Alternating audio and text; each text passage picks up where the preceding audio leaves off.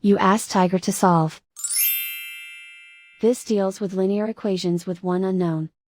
The final result is u equals 7. Let's solve it step by step.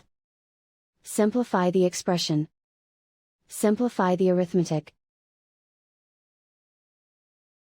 Swap sides. Isolate the u. Divide both sides by 8. Simplify the fraction.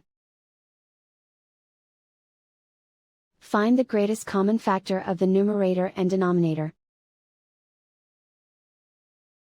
Factor out and cancel the greatest common factor. And so the final result is u equals 7.